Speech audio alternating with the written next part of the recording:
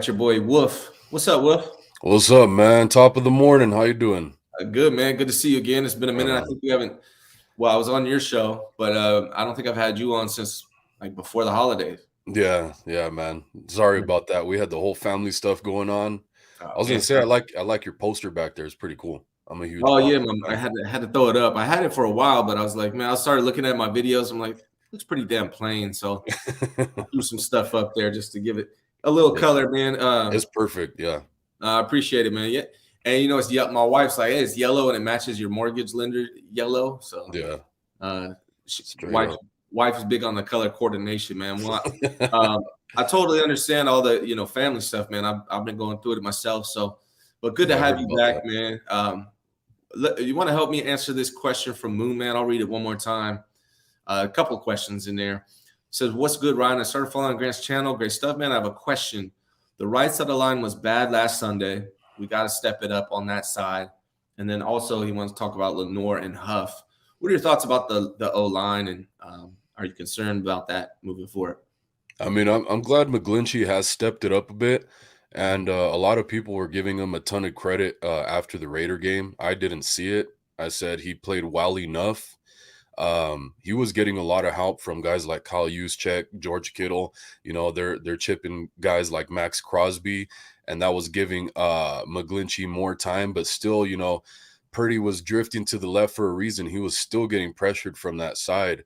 Um, McGlinchey allowed just enough time for it not to be a sack, but it was still pressures. And yeah, man, for a right-handed quarterback in Purdy, he needs to be able to drift to his right more than his left. But as far as Lenore and Huff, I've liked pretty much everything I've seen from Lenore. Is just beating guys at the catch point and not letting them come down with the ball. Um, a lot of people, I think, when they look at the Raider game, they went off on him just because of that performance. But when else has he had a performance like that? The Cardinals came out with the trick play touchdown in double coverage that neither Lenore or Gibson should have given up. But after that, AJ Green was basically irrelevant, invisible for the rest of the game for the most part. Even in the Raider game against Devontae Adams, who's way bigger than him, he only gave up a couple catches. People forget all the pass breakups he was having against Devontae Adams, and especially that one where shouldn't have counted as a catch. It touched the ground, so that was pretty ridiculous. And Huff, it seems like he's made a couple adjustments. I heard D'Amico Ryan's talking about it because he was asked whether Huff was going to be an issue going forward and how he feels about it, and he said, "Yeah, he's got to be way more disciplined about it, stick to his assignment." And what else did he say? But basically, that's it. Stick to his assignment. Stop playing hero ball is what it was, man. So in this Cardinals game, he didn't give up any big touchdowns. How much of that was playing a terrible team? How much of it was Huff looking in the mirror and D'Amico Ryan's kind of being the guy on his shoulder telling him, whispering in his ear, the sweet nothings. Yeah, But yeah, man, he made the improvement. I think we're really going to find out in the first playoff game. It's going to be telltale signs. I think that's a good evaluation. You played receiver in college, right? Yes, sir. Yeah. So your assessments on these corners and receivers is top notch. I'm going to start with to answer the Huff and the Lenore stuff as well. I think you're right. Huff is just playing a little bit more conservative, playing more of that safety role, right? The title, Yeah, the name of his position, right? Safety. You got to be a little more safe with the decision making. And yeah, last game, you didn't see you didn't see a lot from Huff, good or bad, and that's probably because he's playing a little bit more conservative. So I imagine for the playoffs, we're going to see less, maybe ball hawking from Huff, which might reduce the amount of turnovers we see from mhm, him, but it should also reduce the big plays that he gives up. And as far as Lenore is concerned, that play against AJ Green was a straight up offensive pass interference, man. I think a lot of times fans don't understand how hard it is to play corner, and when yeah, you watch Lenore, man, like his coverage is always right there. He's not yeah, getting straight up burnt by anybody. He's just yeah, not, maybe not coming down with the ball. But on that particular play against AJ Green, he two-hand shoved him in the back. Yeah. It's an offensive pass interference. I don't know Fully- what else he's supposed to do. He's supposed to get that call right there is what he's supposed to do. Fully extended arms, man. Completely. Yeah. Yeah, and I'm not as down on Lenore as a lot of people are. I think he's doing a serviceable job Yeah. in general, right? He's no E-man, right? He's no Charvarius Ward, but I think he's doing a decent job, man. I think I don't think people realize that playing corner is probably the toughest position in the NFL. I think so. I mean, you're gonna give up a pass, and if you do, everyone's like, "Oh, you suck." Like that's part of the game, man. No corner is perfect. Like, that's very tough to do. I mean, even Deion Sanders got smoked by Jerry Rice back in the day. Yeah, playing receiver is tough, man. Now imagine being the guy having to read the receiver's mind, basically, with the cuts and stuff like that. Yeah, I think you brought up something good about Huff was something that I say is like, okay, earlier in the season when he was getting turnovers, he could give up plays like this because he would make up for it in the turnover aspect of the game, or just making plays, making huge hits. We're not seeing that anymore. So now it's just a net negative. So as long as he cannot be a liability, that's the thing moving forward. Yeah, I agree. I agree, man. And then as far as the offensive line, I think one of the big things one of the big reasons why the right side looked bad is actually because Aaron Banks on the left side was out, and they had to use Brunskill on the left side, who was rotating with Burford on the right side. And so we had Burford the whole entire game, which he hasn't done, I think, since like week 1 or 2. And so Burford is a rookie, man. He's going to be good, but I think it's really important that guard tackle partnership is really important. And so when you mess with that in any way, it kind of disturbs things. But the good news is Aaron Banks, I believe, is practicing and will play this weekend. So that should allow Burfield and Brunskill to continue their rotations on the right side of the line. It should help. And really with McGlinchey, he's not doing the, we always pick on McGlinchey. He's not doing the worst job, honestly. He hasn't given up a ton of sacks. His biggest problem is penalties. He's just got to, as long as he doesn't commit penalties in crucial times, which he's done all year, I think he's doing okay. I mean, but he does lead the 49ers with, I believe, 8. Which is a lot. I want to get your opinion on just the game in general, Wolf. How do you see this playing out? Uh-oh. You hear me? Oh, what was it? Can you again? My Wi-Fi cut out for a second. Oh, no problem. No, I just wanted to get your opinion on this game in general. How do you see it playing out? What's your prediction? How do you think it's going to go? I think it's going to be a hard-fought win just because of the rain. What gives me a lot of confidence is that the 49ers, when it comes to the run game, they're way more dynamic than the Seahawks are. They're kind of a one-trick pony. It's Kenneth Walker or bust for the most part. Mm-hmm. So I'm sure they're going to pull out some trick plays. Special teams, watch out for that, man. That's going to be something to look out for that the Seahawks used against us and scored a touchdown with fake punts. Fun fakes. I said it backwards, but fake punts, man. So that's going to be something to look out for. Watch out for the trick plays. I think, play conservatively because guys are going to be slippery in that rain, man. It's going to be raining all day. And man, all the videos I've been seeing of California with the rain these past couple weeks, I got out of there right on time, man. I think the 49ers are going to pull out a pretty dominant win. I don't think it's going to be as high of scoring as I thought of first. I thought the 49ers would score like 31 points again, like they've been doing, which they still can do, of course, because like I said, they're super dynamic.